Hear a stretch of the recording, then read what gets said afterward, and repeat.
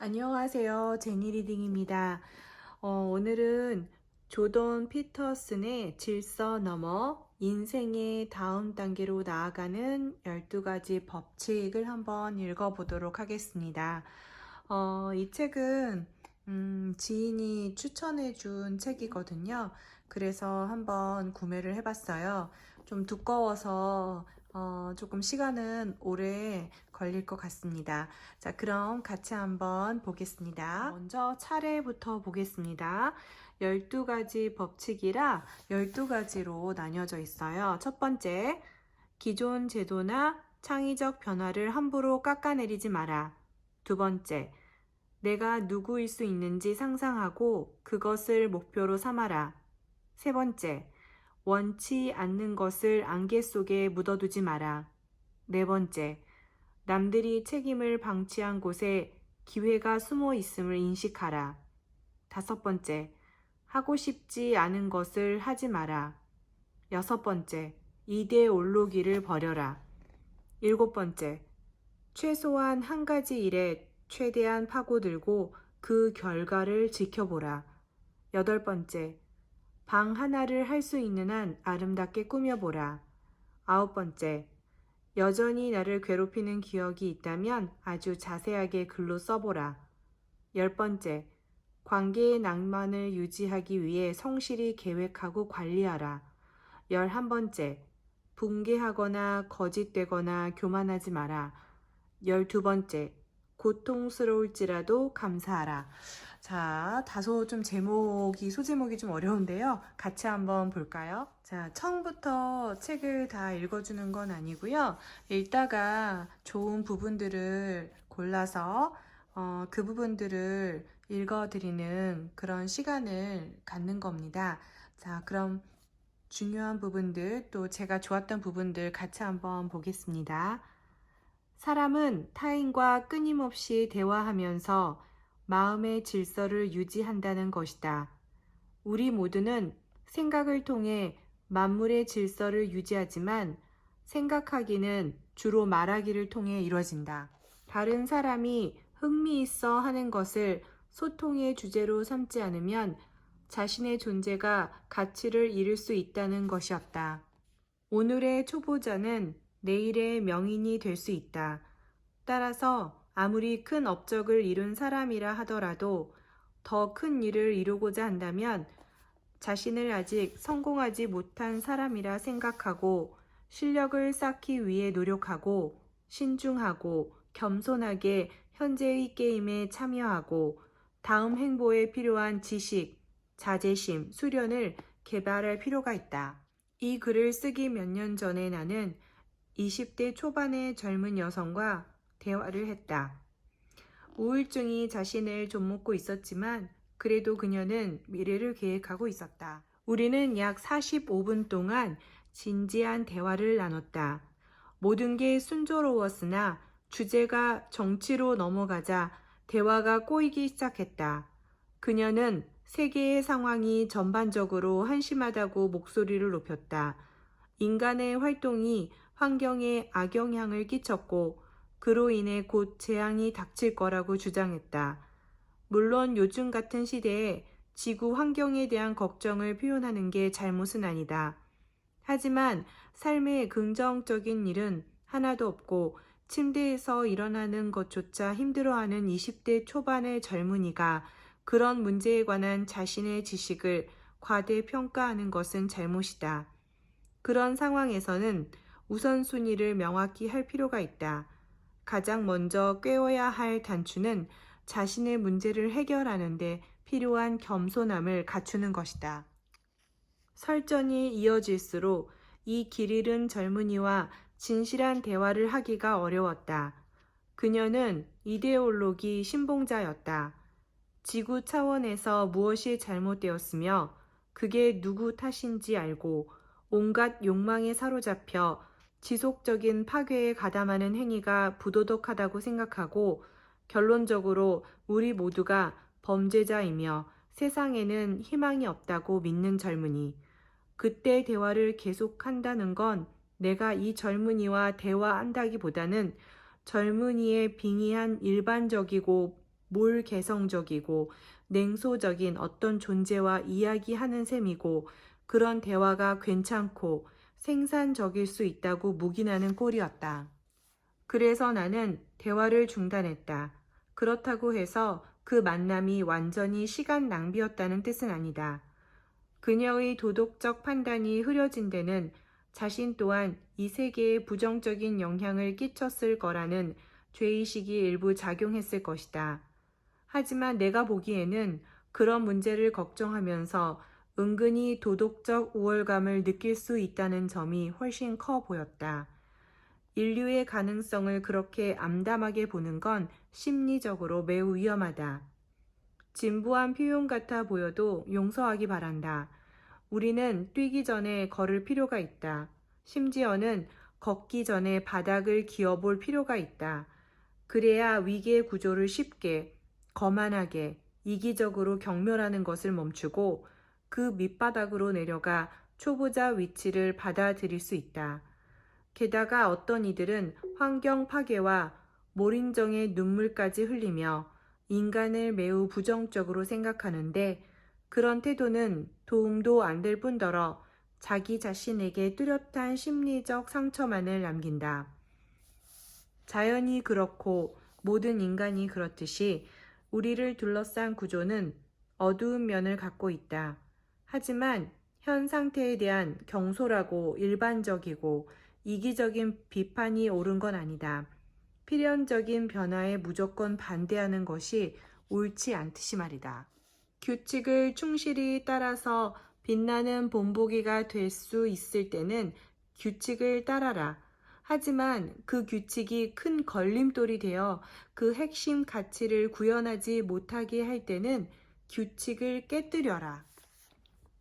규칙을 배우고 따름으로써 다른 사회 구성원과 조화를 이루는 것도 필요하지만 규칙이 양심에 반할 때는 양심이 이끄는 판단, 통찰, 진리에 기대, 진실을 말할 필요가 있다.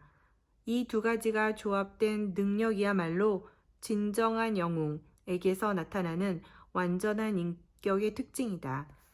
삶의 안전한 울타리를 존중하면서도 새로운 변화를 받아들여 우리의 제도를 건강하고 활기차게 유지해야 한다는 역설을 말이다. 한참을 수색한 뒤 해리는 파이프와 터널로 이루어진 지하의 미궁을 지나 거대한 방을 발견한다. 해리가 하수구를 통해 이 방을 발견한 것은 의미가 있다. 고대 연금술의 금원, 오물 속에서 발견하리라 를 행동으로 보인 것이다. 이는 우리가 찾아야 할 가장 기묘한 것은 가장 보기 싫은 곳에 있다는 뜻이다. 만일 당신이 지금 먹히고 있는 사람 뒤에 숨어 꼼짝 않고 있다면 당장은 목숨을 건지겠지만 맹수의 위협은 내일도 계속된다. 따라서 우리는 맹수를 추적해 죽여야 하는데 그렇게 해도 하나의 악을 제거할 수 있을 뿐이고 악 자체를 없애지는 못한다. 그만큼 악은 굳건하다. 가장 깊은 차원에서 가장 큰 맹수, 가장 거대한 뱀의 개념 안에 잠재한 악을 파괴한다는 것은 선한 마음이 살아 있어서 가장 추상적이고 포괄적인 형태의 악한 마음을 억제한 것이다. 행복하지 않다면 행복한 채 하지 마라. 서로 협의해 적절한 해결책을 마련할 수 있다면 상의하라. 싸움을 두려워하지 마라. 그 순간에는 불쾌할지라도 낙타 등에 붙은 작은 지푸라기를 떼어내야 한다. 지푸라기 하나가 낙타 등을 부러뜨린다는 서양의 속담. 아무리 사소한 일이라도 한도를 넘으면 파국을 가져온다는 뜻이다. 모두가 사소하게 여기는 일상적인 사건일수록 이런 조언은 특히 중요하다. 삶은 반복이며 반복되는 잘못을 바로잡는 일은 충분히 가치가 있다.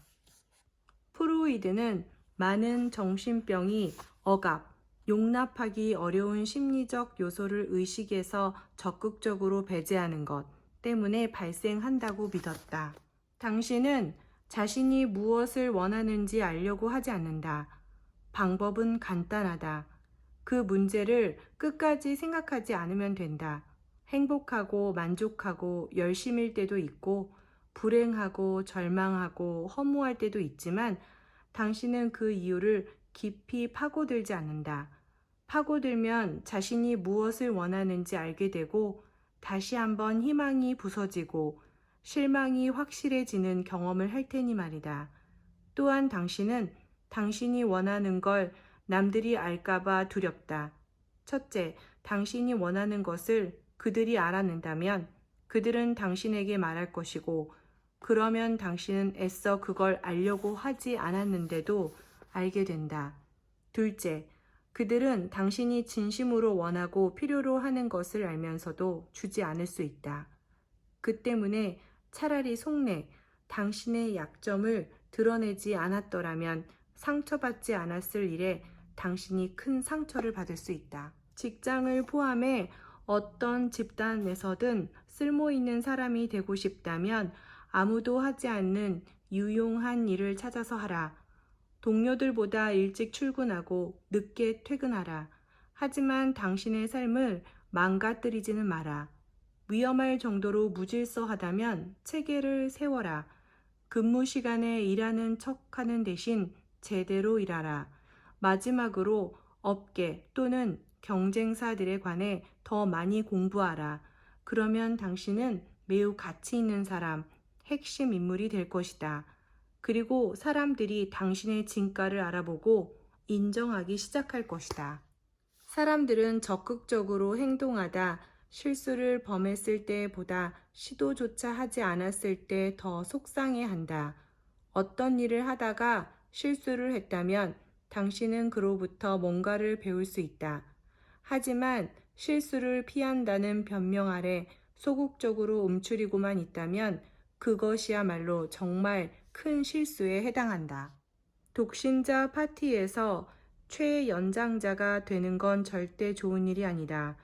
그런 입장이 되면 자포자기의 심정을 멋진 반골 기질로 위장하고 신경질적인 초연함과 오만을 드러내기도 한다. 거기에는 네버랜드 같은 데가 있다. 마찬가지로 목표는 없고 재능만 있는 25살 젊은이의 매력적인 잠재성은 30살에는 절망적이고 애초로워 보이고 40살이 되면 완전히 만료된다. 여러분은 자신의 다층적인 잠재성을 희생의 실질적인 알맹이를 확보해야 한다. 목표를 세워라. 자신을 단련하라. 그렇지 않으면 비참한 결과를 맞이한다. 과연 어떤 결과일까? 고통으로 가득하고 의미는 전혀 없는 삶이다. 거기에 지옥보다 더 좋은 표현은 없다. 사랑이 끝날 때, 경력이 단절될 때, 소중한 꿈이 날아갈 때 모든 것이 무너져 내린다. 익숙했던 질서가 사라진 자리에는 체념, 불안, 불확실, 절망이 들어찬다. 허무주의와 심연이 무시무시한 모습으로 등장해 안정적이고 바람직한 삶의 가치들을 파괴한다. 결국 혼돈이 출현한다. 나중을 희생하고 지금을 극대화할 때는 어떤 위험이 있는가? 당신 입에서 경솔하고 과격한 말이 막 나오려 한다고 상상해보자. 당신은 절대 봐주지 않겠어? 라고 생각하며 부당하고 잔인한 말들을 떠오르는 대로 마구 쏟아낼 것이다. 그 순간 막혔던 속이 뻥 뚫리는 기분을 느끼면서 분통을 터뜨린 것에 만족할 것이다. 하지만 곧바로 당신은 난처해지고 꽤 오랫동안 난감함에서 벗어나지 못할 것이다. 당신은 비록 이기적으로 하고 싶은 대로 하긴 했지만 그 행동이 자신에게 가장 도움이 되지는 않았다. 그러니 정상적인 사람이라면 그 누구도 사랑하는 아들이나 딸에게 이렇게 말하지 않을 것이다. 자, 얘들아, 그때그때 기분 내키는 대로 행동하면 돼. 다른 건 신경 쓰지 말고. 우리가 그렇게 말하지 않는 까닭은 당신에게 그랬듯이 아이들에게도 미래가 다가온다는 사실을 잘 알기 때문이다. 어떤 것에 순간적으로 행복을 느낀다고 해서 그것이 본인에게 가장 유익하다고 할 수는 없다. 그렇게만 되면 인생은 정말 간단하겠지만 지금의 당신이 있는 것처럼 내일의 당신이 있고 다음 주의 당신, 내년의 당신, 5년 뒤의 당신, 10년 뒤의 당신이 있으니 가혹할지언정 당신은 모든 당신들을 고려해야 한다. 이 저주는 인간이 미래를 발견하고 그로 인해 일의 필요성을 깨달은 것과 관련이 있다. 일을 한다는 건 앞에 놓인 것의 잠재적 향상을 위해 현재의 즐거움을 희생한다는 뜻이다. 물론 아주 먼 미래에 존재하는 당신들을 얼마간 무시하는 게 유용할 때가 있다. 미래는 불확실하기 때문이다. 현재의 행동이 20년 뒤에 끼칠 영향을 지금 영향을 받는 정도로 걱정하는 것은 적절치 않다. 이 책을 읽고 있는 당신은 지금 여기에 존재할 확률이 100%인 반면 20년 뒤에 존재할 확률은 그보다 낮기 때문이다. 그리고 너무 먼 곳을 바라볼 때 예측은 빗나갈 수 있다. 시간 거리가 멀어질수록 불확실성이 커지기 때문이다. 당신이 돌보고 있는 그 당신은 모든 시간에 걸쳐 존재하는 당신들의 집합, 일종의 공동체이기 때문이다. 사람들이 느끼는 긍정적인 감정 대부분은 어떤 것을 달성해서 생기는 게 아니라는 점을 주목하자. 배가 고플 때 밥을 든든히 먹으면 단순한 즐거움, 더 정확하게는 만족감을 느낀다. 어렵고 가치 있는 어떤 일을 성취하면 그보다 더 복잡하지만 비슷한 만족감이 든다. 예를 들어 당신이 고등학교를 졸업한다고 상상해 보자. 졸업식은 그 사건을 기념하는 일종의 축하 행사다. 하지만 다음날 축하는 끝나고 당신은 곧바로 새로운 문제들에 직면할 것이다. 배불리 먹은 뒤 몇 시간이 지나면 다시 배가 고픈 것처럼 말이다. 당신은 이제 고등학교의 최고참이 아니라 노동시장의 최하층이거나 새로운 고등교육 기관의 신입생이다. 당신은 시지포스와 똑같은 처지다. 사투를 벌이며 바위를 산봉우리까지 밀어 올렸는데 겨우 산기슭이다. 어떤 일을 달성하면 대부분 즉각적인 변화가 일어난다. 충동적인 쾌락처럼 달성도 긍정적인 감정을 낳는다. 하지만 쾌락처럼 달성도 믿음직하지 않다. 따라서 다음과 같은 질문이 고개를 든다. 정말로 믿음직스럽고 긍정적인 감정은 어디서 올까? 바로 가치 있는 목표를 추구할 때다. 당신에게 어떤 목표가 있다고 상상해 보자. 당신은 그 목표를 달성하기 위해 전략을 세워 실행하고 그 결과를 관찰한다. 바로 여기서 가장 믿음직스럽고 긍정적인 감정이 나온다. 자신이 이해하지 못하는 어쩌면 이해하고 싶지 않은 것에 조종당하는 꼭두각시 노릇을 이제 그만하고 싶다면 눈을 들어 지평선 위를 바라보며 초월적인 목표를 세울 필요가 있다. 어리석고 혐오스러운 일을 억지로 해야 할 때는 누구든 의기소침해진다. 무의미하고 비생산적인 일을 맡으면 기가 죽고 의욕이 없어진다. 왜 그럴까? 당신의 양심이 온 힘을 다해 그 일에 저항하기 때문이다. 우리가 어떤 일을 하는 것은 다른 모든 일과 비교하여 그 일이 더 중요하다고 생각하기 때문이다. 우리는 가치 있는 것이라면 희생을 감수해서라도 추구하려 한다. 그럴 때는 어렵고 위험한 일이라도 행동에 옮긴다. 반대로 혐오스럽고 바보 같은 일은 하기 싫어한다. 혼란과 공포로부터 우리를 지켜주고 앞으로 나아갈 용기를 북돋아주는 가치관에 어긋나는 행동을 억지로 해야 하기 때문이다. 내적 통일성이 부족하면 고통이 증가하고 불안이 커지고 동기가 시들고 즐거움이 사라지며 그 결과 우유부단해지고 뭐든 확신하지 못한다. 탐나는 것 10가지를 놓고 결정을 못한다면 10가지 모두에게 고문을 당하는 셈이다. 확실한 목표는 세계를 제한하고 단순화하여 불확실, 불안, 부끄러움을 줄여주고 스트레스가 야기하는 소모적인 심리적 요인들을 경감한다. 내적 갈등이 심한 사람은 은유적으로 말하자면 가슴을 누르는 집게 손가락의 압력에도 걸음을 멈추게 된다. 그 정도의 장애물은 단박에 걷어찰 수 있는데도 말이다. 마음을 굳게 먹고 앞으로 나아가려면 하나의 확실한 목표를 바라보며 자기 자신을 조직할 필요가 있다. 목표를 세우고 겨냥하라. 이 모든 것이 성숙하기 위한 훈련의 일부이자 가치를 제대로 인정받기 위한 일이다. 목표가 없으면 모든 것에 끌리고 흔들린다. 목표가 없으면 갈 곳이 없고 할 일이 없으며 인생에 가치 있는 것이 없다. 창조적인 사람이 도시에서 하는 역할을 생각해 보자. 일반적으로 그들은 약간 궁핍하다.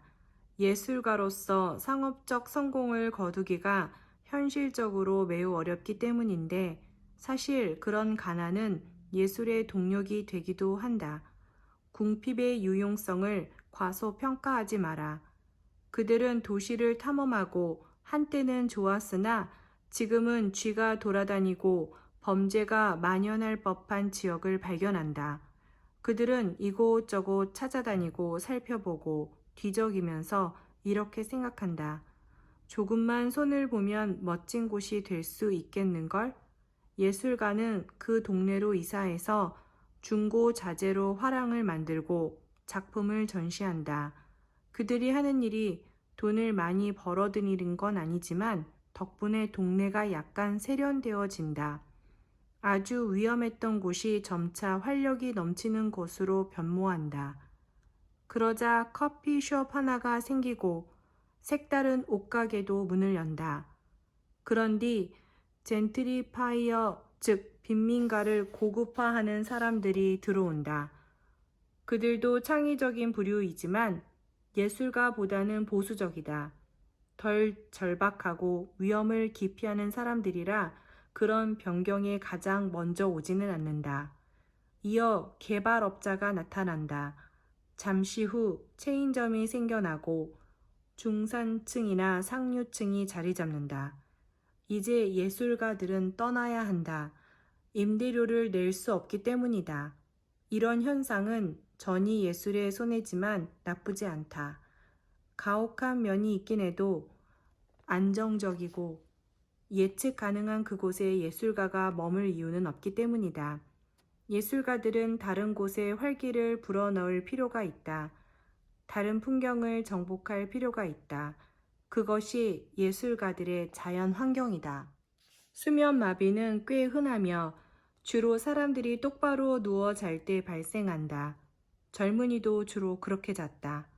수면 마비에 빠진 사람은 잠에서 반쯤 깨는데 근육을 움직일 수 없는 렘 수면에서 빠져나와 꿈꾸기를 중단할 정도로 깨어나지는 않는다. 사람이 꿈을 꿀 때는 깨어 있을 때 운동을 지배하는 뇌 영역이 종종 자극을 받는다. 그래서 꿈꾸는 동안에 주위를 돌아다니는 것처럼 느낀다. 하지만 실제로 돌아다니지는 않는데 신경화학적 기제가 수의근, 의지에 따라 행동하는 근육, 조직에 생리적 스위치를 꺼놓기 때문이다. 그렇지 않으면 침대에서 빠져나와 꿈에서처럼 행동하다 다칠 수 있다. 수면 마비에 들어서면 반쯤 깨어 실제 세계를 어렴풋이 인식하면서도 여전히 렘 수면 중이라 근육이 마비된 상태로 꿈을 꾼다. 그런 상태에서 온갖 종류의 이상한 경험이 일어날 수 있다. 여전히 나를 괴롭히는 기억이 있다면 아주 자세하게 글로 써봐라. 배우자가 당신에 관해 당신보다 더 잘 알고 있을 가능성은 거의 없다. 당신의 내밀한 욕구에 관해서는 더욱더 모를 것이다. 당신이 자신의 욕구를 구체적으로 표현하지 못하면 당신의 불행한 배우자는 당신이 무엇을 좋아하고 무엇을 싫어하는지 추측해야 하고 추측을 잘못했을 때는 어떤 식으로든 응징을 당할 것이다. 게다가 당신이 원할 만한 것과 원하지 않을 만한 것에 관해 당신의 배우자는 틀림없이 오해하고 있을 것이다.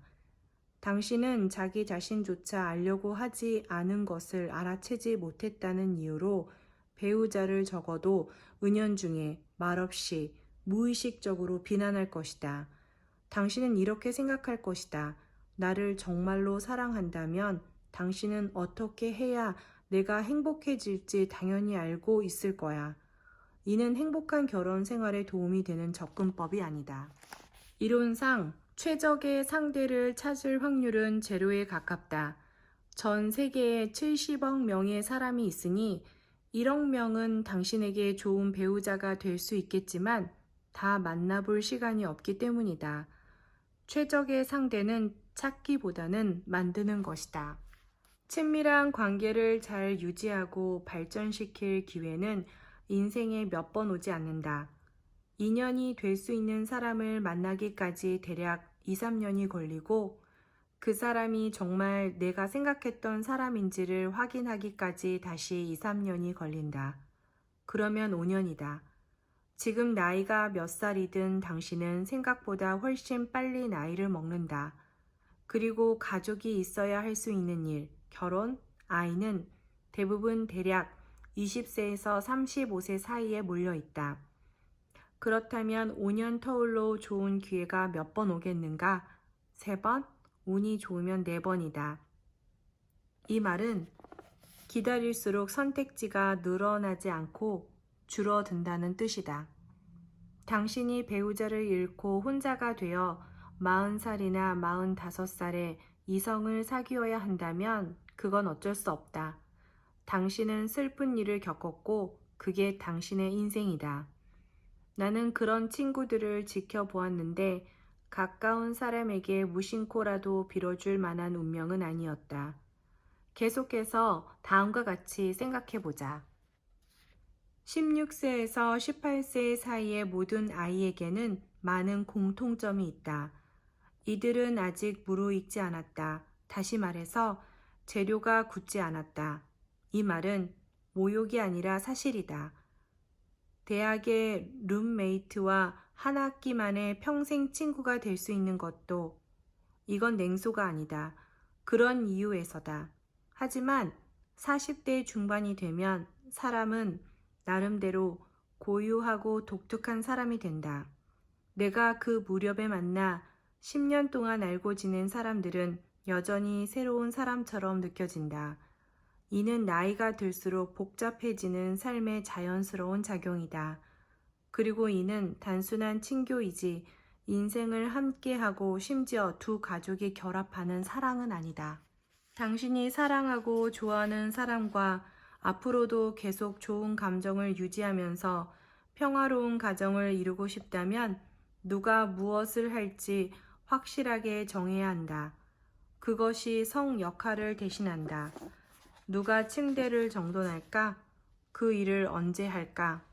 얼마나 완벽하게 정돈해야 둘 다 만족할까? 그런데 이 기준이 확실하지 않으면 대화는 금세 거칠어진다. 다음에 해야 할 일은 현실적이고 개인적인 문제에 관해 일주일에 90분씩 배우자와 솔직한 대화를 나누는 것이다. 그냥 현실적인 대화면 된다. 당신에게 이야기가 있고 배우자에게 이야기가 있는 것처럼 두 사람에게도 공통의 이야기가 있기 때문이다. 당신의 이야기를 알리려면 당신은 말을 해야 하고 배우자는 들어야 한다. 그런 대화가 가능하려면 지속성이 필요하다. 갑자기 일주일치를 하루에 몰아 90분 동안 대화할 필요는 없다. 하루에 15분씩 나눠서 할 수도 있다. 실용적인 대화를 스스럼 없이 나누다 보면 상대방이 어디쯤 있는지 알게 되고 상대방도 당신이 어디쯤 있는지 알게 된다. 일주일에 90분을 채우지 못하면 재고 물량이 쌓이듯 두 사람의 이야기에 구멍이 나기 시작한다. 구멍이 커지다 보면 어느 순간부터는 내가 어떤 사람이고 내 배우자가 어떤 사람인지 모르게 되고 서로 멀어진다. 관계에서 논리적 일관성이 깨지는 그런 상황은 위험하다. 당신에게 불행한 일이 일어나고 있거나 조만간 일어나리라는 것은 현실의 구조가 정해놓은 기정사실이다. 끔찍한 일은 반드시 일어나지만 거기에는 무작위 요소가 있다. 당신은 그래봤자 별 위로도 도움도 되지 않아 라고 생각할지 모른다.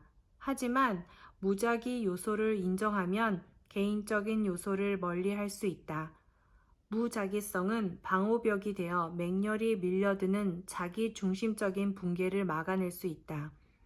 게다가 인간을 따라다니는 부정적인 요소들은 대체로 그 짝인 긍정적인 요소들과 균형을 이룬다는 것을 알면 매우 유용하다. 월급을 많이 받지 못한다면 일에서 슬쩍 발을 빼도 괜찮으며 심지어 그래야 현명하다는 말은 또 어떤가? 이 말에는 존재에 대한 부정적 판단이 함축되어 있다.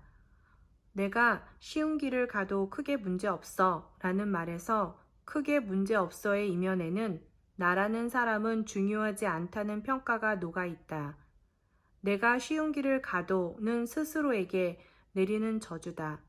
만일 당신이 피하지 않고 어려운 일을 해낸다면 사람들은 당신을 신뢰하게 되고 당신도 자기 자신을 신뢰하게 되며 그로 인해 어려운 일을 더 잘하게 된다. 그럼 상황은 좋아질 수밖에 없다. 거짓을 행하려면 양심의 명령에 따르기를 스스로 거부해야 하는데 이때 양심이 병든다. 타락에 상처 입지 않고 걸어 나가기는 불가능하다. 이는 심지어 신경학적 측면에서도 사실이다. 중독성 약물은 일반적으로 신경 전달 물질인 도파민에 영향을 주며 갈수록 그 정도가 커진다는 특징이 있다. 도파민은 기본적으로 희망이나 가능성과 관련된 쾌감을 만들어낸다.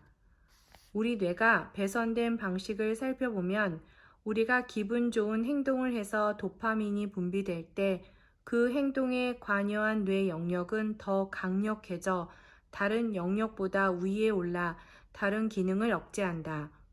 따라서 중독성 약물을 계속 사용하는 것은 머릿속에서 괴물이 자랄 수 있게 양분을 주는 셈이다. 그 괴물의 관심과 의도는 오로지 약물에 꽂혀 있다. 괴물은 약물을 원하고 약물을 가장 중요하게 여겨야 하는 이유를 거창한 철학으로 포장한다. 습관적으로 거짓에 빠지고 그 거짓을 들키지 않고 무사히 넘기는 기간이 길어지면 당신의 뇌는 거짓에 중독된다. 거짓말이 성공하면 보상이 따르는데 들킬 위험이 높은데도 발각되지 않았을 때 그 보상은 더욱 짜릿하다. 보상이 반복될수록 당신의 뇌는 거짓말을 하고 정당화하는 신경 메커니즘이 발달한다.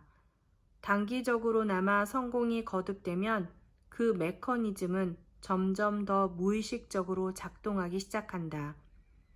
거짓말을 해도 무사히 넘어갈 수 있다는 것을 알고 교만하게 행동하는 것이다. 그 메커니즘은 과오의 죄에서 명백하게 모습을 드러내지만 알면서도 외면하는 태만의 죄에서도 미묘하게 작동한다. 그 교만은 당신이 충분히 알고 있다는 믿음에서 나온다. 고통의 형태로 주변에 쌓여가는 증거가 있는데도 말이다.